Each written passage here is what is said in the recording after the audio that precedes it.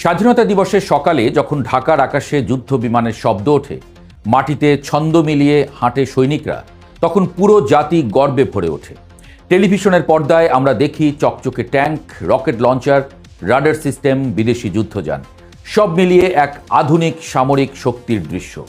মনে হয় বাংলাদেশ যেন শক্তির নতুন অধ্যায়ে প্রবেশ করেছে। কিন্তু কুচকাওয়াজ শেষ হলে, ধুলো বসে গেলে একটি অস্বস্তিকর প্রশ্ন ধীরে ধীরে মাথা তুলে দাঁড়ায়। এই শক্তি আসলে কার? কারণ যে অস্ত্রগুলো আমরা দেখি সেগুলোর প্রায় সবই অন্য দেশের তৈরি। এক একটি বন্দুক এক দেশ থেকে, রাডার আরেক দেশ থেকে, যুদ্ধ বিমান অন্য মহাদেশ থেকে। বাংলাদেশের সামরিক শক্তি যেন একটি আন্তর্জাতিক প্রদর্শনী, যেখানে আমরা মালিক নই, বরং ক্রেতা মাত্র।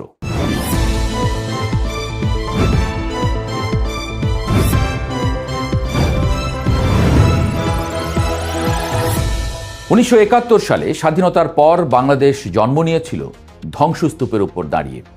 তখন সামরিক শিল্প গড়ে তোলার মতো অর্থনৈতিক সামর্থ্য ছিল না, রাজনৈতিক স্থিতিশীলতাও ছিল না। লক্ষ্য ছিল একটাই, নিজের দেশের সীমান্ত রক্ষা করা, রাষ্ট্র টিকিয়ে রাখা তথা সার্বভৌমত্ব রক্ষা করা। কিন্তু সময়ের সঙ্গে সঙ্গে যে প্রশ্নটি ওঠার দরকার ছিল, আমরা কি নিজেদের অস্ত্র বানাবো, সেটি কখনো জাতীয় আলোচনার কেন্দ্রে আসেনি। দশক পেরিয়ে গেছে, বাজেট বেড়েছে, প্রতিরক্ষা খাতে হাজার হাজার কোটি টাকা বরাদ্দ হয়েছে, কিন্তু সেই অর্থের সিংহভাগ গেছে বেতন, রক্ষণাবেক্ষণ আর পরিচালনায়। আধুনিক প্রযুক্তি গবেষণা বা দেশীয় অস্ত্র উন্নয়নে ব্যয় হয়েছে খুব সামান্য অংশ। ফলে আজকের বাংলাদেশ এক অদ্ভুত বাস্তবতায় দাঁড়িয়ে। সৈন্য আছে, প্রশিক্ষণ আছে, কিন্তু প্রযুক্তিগত স্বাধীনতা নেই। বিশ্ব যখন নতুন অস্ত্র প্রতিযোগিতায় নেমেছে, তখন যুদ্ধের সংজ্ঞাই বদলে গেছে। এখন যুদ্ধ মানে শুধু বন্দুক নয়, ড্রোন, সাইবার সিস্টেম, কৃত্রিম বুদ্ধিমত্তা, নিজস্ব সফটওয়্যার। যে দেশ প্রযুক্তি বানায়, যুদ্ধক্ষেত্রের নিয়ন্ত্রণ তার হাতে থাকে। আর যে দেশ শুধু কেনে, সে নির্ভরশীল থাকে সরবরাহকারীর ইচ্ছার উপর। বাংলাদেশ আজ প্রায় 1 ডজনেরও বেশি দেশের উপর নির্ভর করে সামরিক সরঞ্জামের জন্য। এই নির্ভরতা শুধু অর্থনৈতিক নয়, কৌশলগত। কারণ যুদ্ধ বা সংকটের সময় অস্ত্র সরবরাহ বন্ধ হয়ে গেলে শক্তিশালী সেনাবাহিনীও হঠাৎ দুর্বল হয়ে পড়তে পারে। অতীত আমাদের বারবার দেখিয়েছে অস্ত্র কেনা বেচা যায়, কিন্তু প্রযুক্তিগত স্বাধীনতা কেনা যায় না। বিমান বাহিনীর দিকে তাকালে এই বাস্তবতা আরও স্পষ্ট হয়। মাঝে মধ্যে বিমান দুর্ঘটনার খবর আসে, তদন্তে উঠে আসে পুরনো প্ল্যাটফর্ম, দীর্ঘদিনের ব্যবহৃত যন্ত্রাংশ, রক্ষণাবেক্ষণ জটিলতা, নতুন সংযোজনের আলোচনা হয়, চুক্তির খবর আসে, কিন্তু বাস্তব রূপ নিতে সময় লাগে বছরের পর বছর। যেন আমরা সব সময় ভবিষ্যতের শক্তির অপেক্ষায় আছি, বর্তমানের শক্তি তৈরি করছি না। তাছাড়া অস্ত্র কেনাবেচার দেশগুলোর উপরে আছে নিষেধাজ্ঞা। অস্ত্র এক দেশ থেকে কিনলে অন্য দেশ থেকে এক অদৃশ্য চাপ আসতে থাকে। মিত্র দেশের চক্ষুশূল হবার রেকর্ডও আছে বাংলাদেশের। পৃথিবীর কিছু দেশ সম্পূর্ণ ভিন্ন পথ বেছে নিয়েছে। তারা বুঝতে পেরেছে যে অস্ত্র শুধু নিরাপত্তা নয়, অর্থনীতিরও অংশ। প্রতিরক্ষা শিল্প মানে গবেষণা, প্রযুক্তি, কর্মসংস্থান, রপ্তানি এবং কৌশলগত স্বাধীনতা। ইরান, তুরস্ক, দক্ষিণ কোরিয়া সবাই একসময় আমদানি নির্ভর ছিল, কিন্তু তারা বিশ্ববিদ্যালয়, গবেষণা ল্যাব এবং সামরিক শিল্পকে একসঙ্গে যুক্ত করেছে। ফলে আজ তারা শুধু ব্যবহারকারী নয়, নির্মাতা। ইরানের উদাহরণটি বিশেষভাবে আলোচনায় আসে।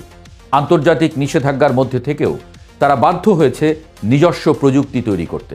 তাদের বিজ্ঞানীরা ড্রোন বানিয়েছে, ক্ষেপণাস্ত্র তৈরি করেছে, স্থানীয় শিল্পকে সামরিক গবেষণার সঙ্গে যুক্ত করেছে। ফলে অস্ত্র তাদের জন্য শুধু যুদ্ধের উপকরণ নয়, প্রযুক্তিগত আত্মনির্ভরতার প্রতীক হয়ে উঠেছে। বাংলাদেশের ক্ষেত্রে সমস্যা অন্য জায়গায়। এখানে পরিকল্পনা আছে, আলোচনা আছে, চুক্তির খসড়া আছে, কিন্তু দীর্ঘমেয়াদী শিল্পনীতি স্পষ্ট নয়। আমরা যুদ্ধ বিমান কিনতে চাই, কিন্তু যুদ্ধ বিমান তৈরির, ইঞ্জিনিয়ার তৈরি করার জাতীয় পরিকল্পনা কতটা শক্তিশালী? আমরা ড্রোন আনতে চাই, কিন্তু ড্রোন সফটওয়্যার ডিজাইনের গবেষণা কতটা এগিয়েছে? 2025 সালের পর কিছু উদ্যোগ অবশ্য দেখা যাচ্ছে। ইতালির সঙ্গে ইউরোফাইটার টাইফুন নিয়ে আলোচনা চলছে।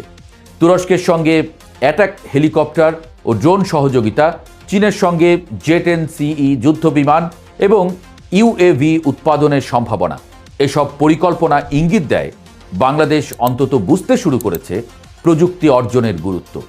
যদি প্রযুক্তি স্থানান্তর সত্যিকারের বাস্তবায়িত হয়, তবে সেটি হতে পারে একটি মোড় ঘোরানোর মুহূর্ত। কিন্তু এখানেই সবচেয়ে বড় প্রশ্ন, আমরা কি শুধু উন্নত অস্ত্র কিনব, নাকি সেই প্রযুক্তি শেখার জন্য জাতীয় কাঠামো তৈরি করব? কারণ ইতিহাস বলে প্রতিরক্ষা শিল্প গড়ে ওঠে ধীরে ধীরে। প্রথমে মেরামত কারখানা, তারপর যন্ত্রাংশ উৎপাদন, তারপর আংশিক নির্মাণ, শেষে পূর্ণাঙ্গ ডিজাইন সক্ষমতা। বাংলাদেশ সেখানে এখনও এই সিঁড়ির প্রথম ধাপেই দাঁড়িয়ে। একটি রাষ্ট্র যখন শুধু ক্রেতা থাকে, তখন তার সামরিক শক্তি প্রদর্শনীতে সীমাবদ্ধ থাকে। কিন্তু যখন সে নির্মাতা হয়, তখন তার কূটনীতি বদলে যায়। অস্ত্র তখন শুধু নিরাপত্তা নয়, প্রভাবের ভাষা হয়ে ওঠে। বিশ্বের অন্য দেশগুলোও সমঝে চলে। বিশ্বে বহু দেশ আজ অস্ত্র রপ্তানি করে আন্তর্জাতিক সম্পর্ক গড়ে তোলে। বাংলাদেশ এখনও সেই খেলায় প্রবেশই করেনি। এখানে আরেকটি বাস্তবতা আছে। বাংলাদেশের সেনাবাহিনী জাতিসংঘ শান্তিরক্ষা মিশনে বিশ্বের অন্যতম সফল বাহিনী। অর্থাৎ মানব সম্পদ এবং প্রশিক্ষণে ঘাটতি নেই। সমস্যা প্রযুক্তি উৎপাদনে। আমরা দক্ষ সৈনিক তৈরি করেছি, কিন্তু দক্ষ প্রতিরক্ষা প্রকৌশলী তৈরির জাতীয় আন্দোলন গড়ে তুলিনি। যদি সামরিক বাজেটের একটি অংশ গবেষণা এবং উন্নয়নে ধারাবাহিকভাবে বিনিয়োগ করা হতো, বিশ্ববিদ্যালয় ও শিল্প খাতকে যুক্ত করা হতো, তবে আজ অন্তত ড্রোন, নজরদারি সিস্টেম বা সামরিক সফটওয়্যারের ক্ষেত্রে দেশীয় উৎপাদন শুরু হতে পারত।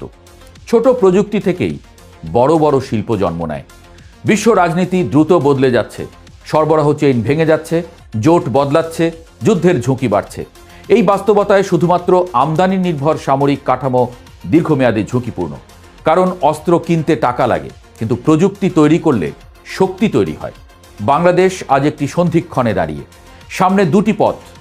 একটি পথ কুচকাওয়াজের ঝলকানি ধরে রেখে বিদেশি অস্ত্রের উপর নির্ভর করা, আরেকটি পথ ধীর, কঠিন কিন্তু স্থায়ী নিজস্ব প্রতিরক্ষা শিল্প গড়ে তোলা। প্রশ্নটি শুধু তাই সামরিক নয়, মানসিকও। আমরা কি নিজেদের নিরাপত্তা অন্যের কারখানায় তৈরি করতে চাই, নাকি নিজের ল্যাবরেটরিতে? স্বাধীনতার অর্ধশতক পর বাংলাদেশের সামনে সবচেয়ে বড় চ্যালেঞ্জ হয়তো যুদ্ধ নয়, বরং আত্মনির্ভরতার সিদ্ধান্ত। কারণ ইতিহাসে শক্তিশালী রাষ্ট্র সে নয় যে সবচেয়ে বেশি অস্ত্র কিনেছে। শক্তিশালী রাষ্ট্র সেই যে নিজের নিরাপত্তা নিজেই তৈরি করতে শিখেছে। কুচকাওয়াজের মঞ্চে যে অস্ত্রগুলো ঝলমল করে, সেগুলো একদিন সত্যিই জাতীয় গর্ব হবে, যেদিন তাদের গায়ে লেখা থাকবে মেড ইন বাংলাদেশ।